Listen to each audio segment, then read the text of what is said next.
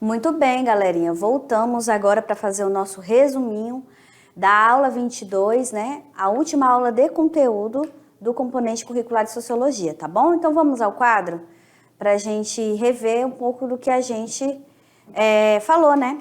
Então a gente falou sobre essa diversidade e igualdade nos relacionamentos sociais, né? Que é aí esse conjunto de aulas que a gente ministrou aqui para vocês.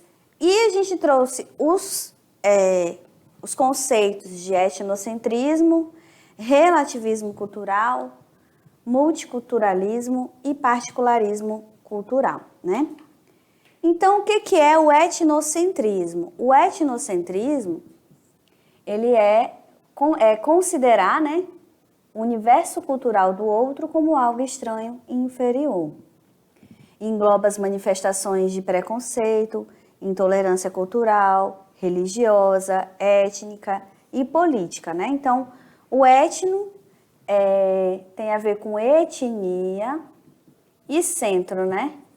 É quando você pressupõe essa superioridade da sua etnia, da sua cultura perante aí as outras pessoas.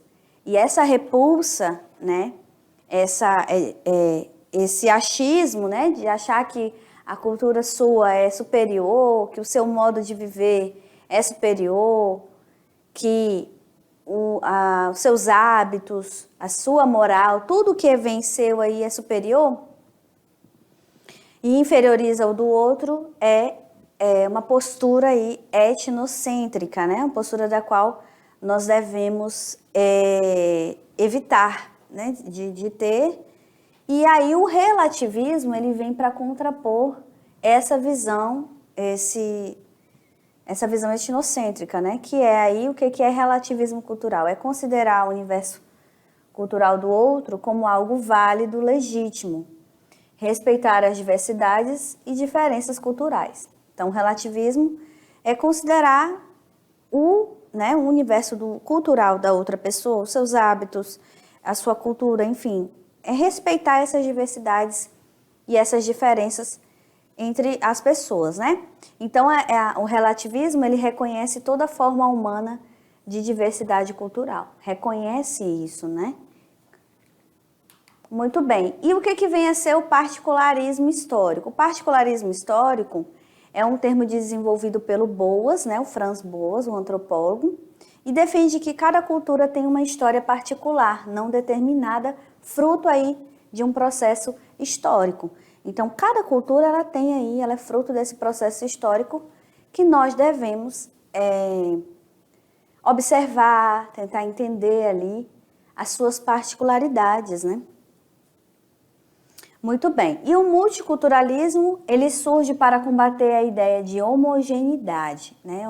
Homogeneidade é colocar tudo ali como se fosse igual, né? Todas as culturas. Leva em consideração as diferenças e as diversidades culturais. As sociedades, elas são constituídas de múltiplas e variadas formas de identidades e padrões culturais. Então, é o reconhecimento, né? Considerar todas essas diversidades e todas essas identidades culturais que existem dentro da sociedade, né? Então, vocês percebam que um conteúdo, um conceito, ele vai complementando o outro, né?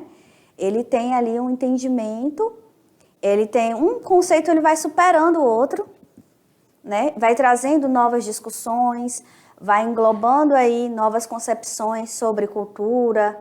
Então, o multiculturalismo, ele já é um conceito mais atual, né? Já é um conceito último aqui, mais atual, sobre a questão de identidades e culturas, né? Mas a essência é a mesma, né? Percebam que a essência dos conceitos, elas são a mesma, que é respeitar a diversidade cultural, entender as culturas dentro da sua particularidade, como o próprio particularismo fala para nós, entender que tudo é um processo histórico, que cada uma tem uma construção histórica que faz isso, né? E, resumindo, né, o respeito às culturas que são diferentes da nossa, né? A nossa postura enquanto sujeitos é de respeito às culturas, é de respeito às diversidades culturais, até porque no mundo inteiro, né? O mundo inteiro ele é composto por essa diversidade, não é só o Brasil, o mundo inteiro é composto por isso. Então, a nossa postura ela deve ser de humanamente, né, minimamente humana, de respeito a essas diferenças que são intrínsecas a nós, né? Faz parte dos seres humanos, uns seres diferentes dos outros, né? As culturas diferentes e a nível global, né? Todo o globo, todo o mundo inteiro e possui essas diversidades culturais. Tá certo, galerinha? Mas agora vocês vão fazer a atividade de sala e já já a gente volta para a correção. Então vamos lá.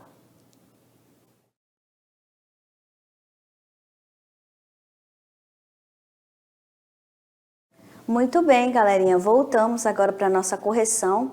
Então vamos ao quadro para a gente começar aí as correções, né, da atividade. Então vamos lá.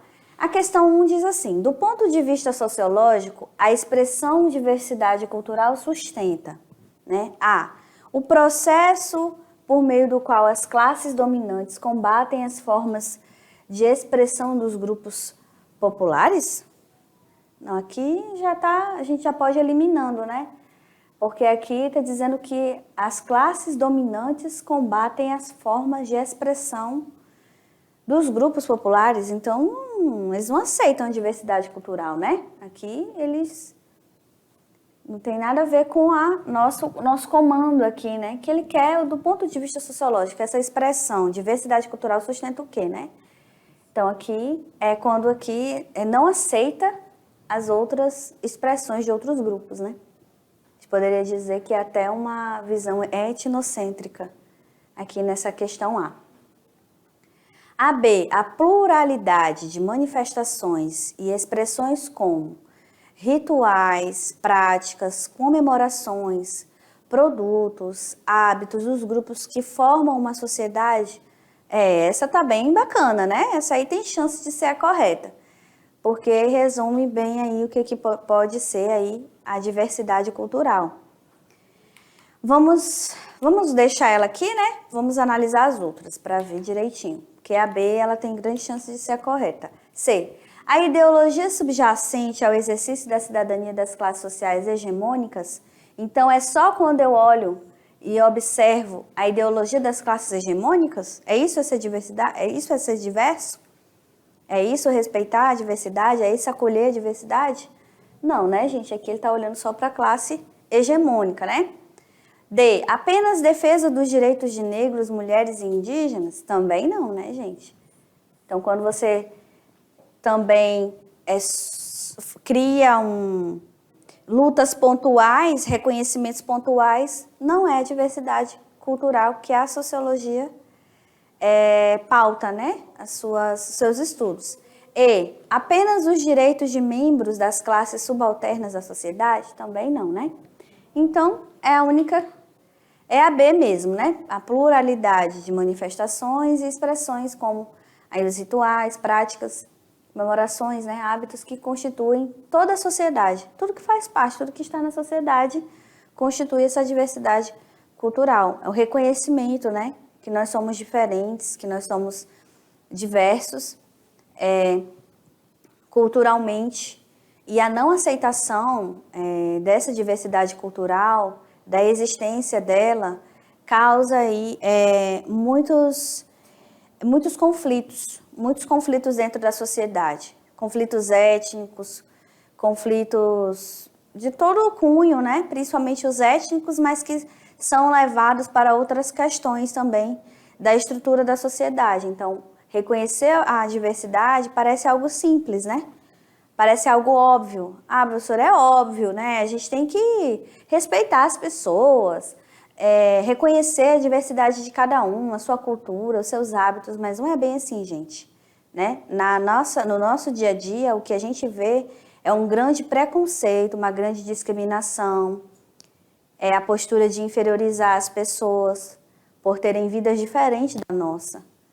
A gente parece que criou um padrão de felicidade, um padrão de vida e acha que as pessoas têm que obedecer a isso, né? Cada um tem uma visão de mundo que tem a ver com a sua cultura, que é construída a partir da sua cultura, de como as pessoas devem levar suas vidas, né?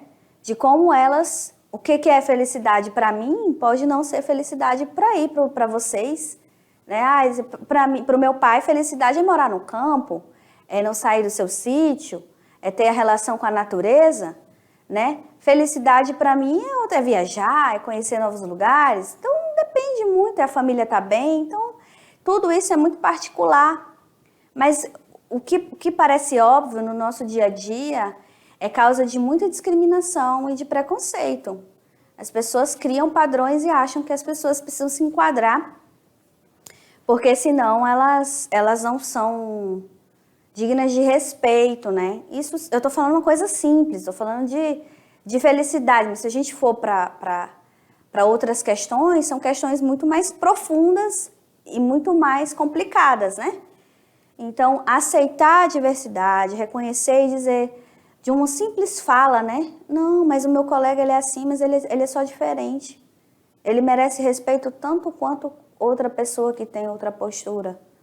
A gente só precisa reconhecer que o outro é diferente, só isso de nós. E não tem problema, né? Muito bem, vamos para a questão 2.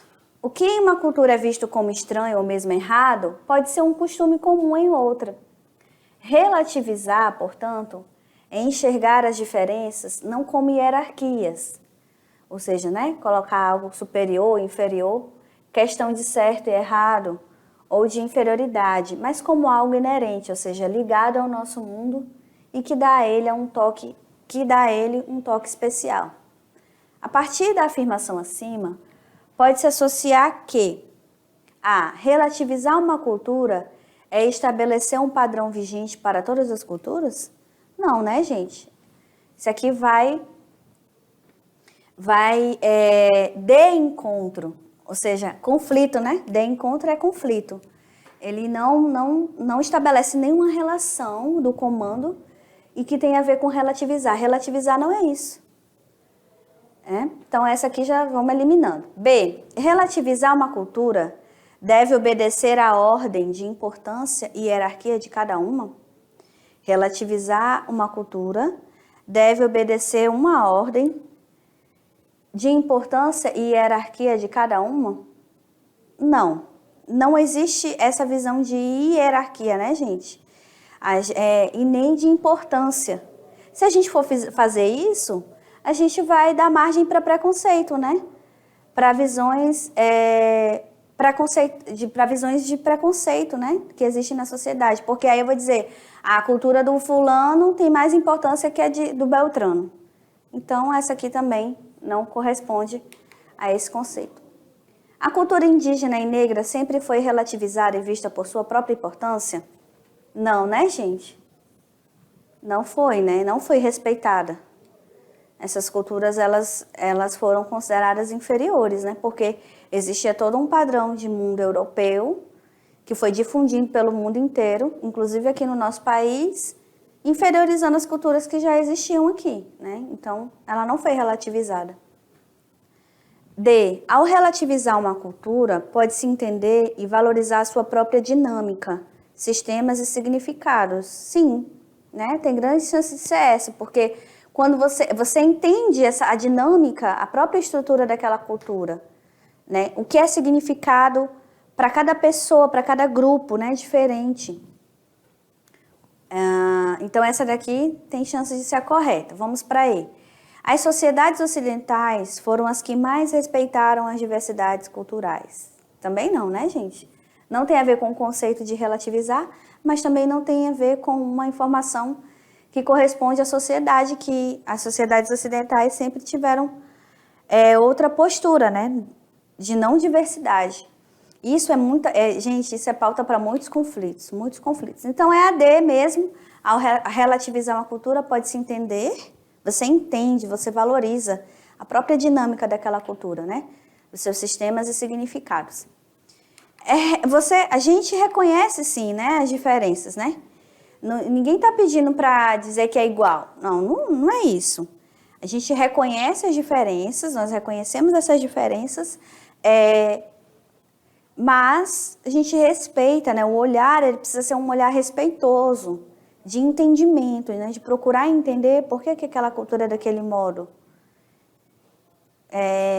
sem julgamentos, sem colocar com hierarquias, né? Estabelecer hierarquias, até porque se tratando de cultura não importa, gente. Não importa qual é o grupo social, não importa em que local do mundo eles vivem, não importa como eles vivem, não importa nada.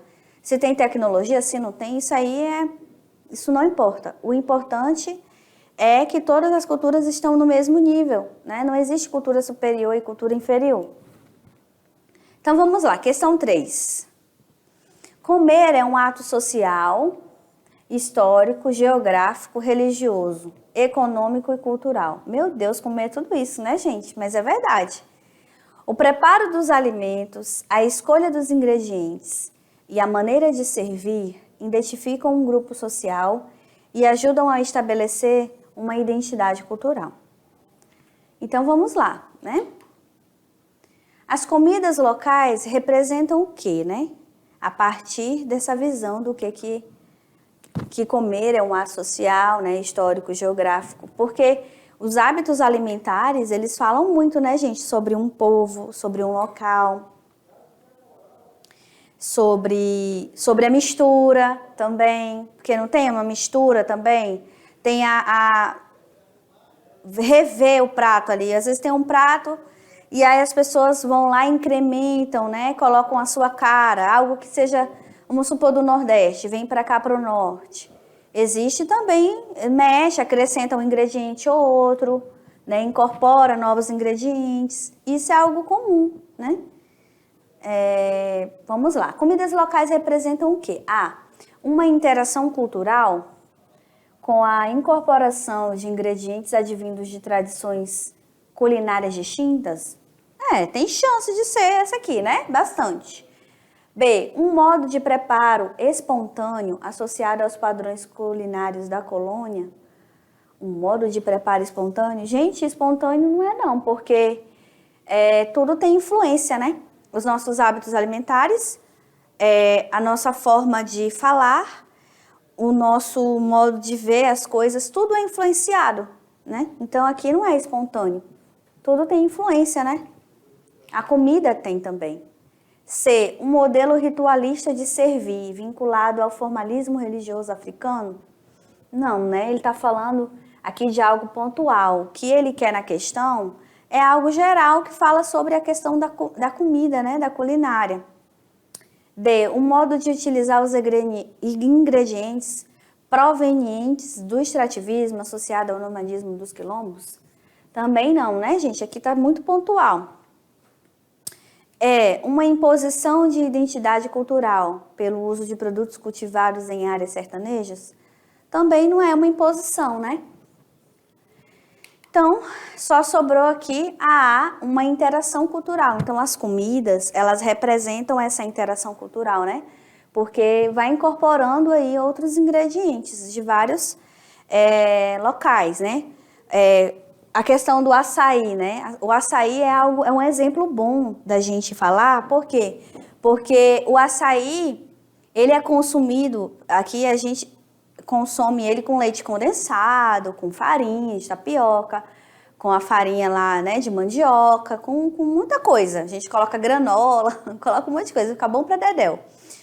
Mas no Pará, se você for em Belém ali, né, eles consomem com a comida.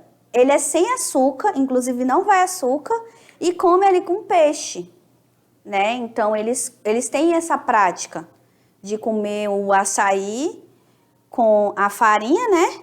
Ele sem açúcar, ele é salgado, fica com comida salgada, com peixe ali. Então, é diferente. E quando ele veio pra cá, aqui a gente já fez essa mistura, né? A gente já não tem esse... Eu particularmente, nunca vi aqui, né? As pessoas comerem ele... Meu pai, ele come puro, mas ele é uma exceção. Mas, normalmente, eu não vi as pessoas comendo açaí desse modo como é em Belém, né? Aí, no Sudeste também, tem toda uma incrementação, coloca um monte de coisa no açaí. Em Belém não é assim. E lá em Belém, né? Eles... E o açaí, em Belém de um jeito, em Rondônia de outro, no Sudeste é de outro, e é o mesmo açaí que vai aí sendo incrementado através dessa interação cultural. Vai mudando, cada um vai dando uma roupagem pro açaí, né? E aí tem a ver com aquela identidade cultural daquele local. Não tem a ver que é superior ou inferior. Cada um vai dando seu toque ali pro açaí, do jeito que prefere, né? Do jeito que fica bom para você, né? Então tem a ver com cultura. O açaí é um belo exemplo disso. Vamos para a última questão? Então, qual foi a teoria, né, desenvolvida pelo Boas, o particularismo histórico, que defende que a cultura tem uma história particular, não determinada, né? Portanto, para compreendermos uma cultura, é preciso a gente reconstruir a sua história. Muito bem, galerinha. Então, por hoje é só, né? Espero que todos fiquem bem e até a próxima aula. Tchau, tchau.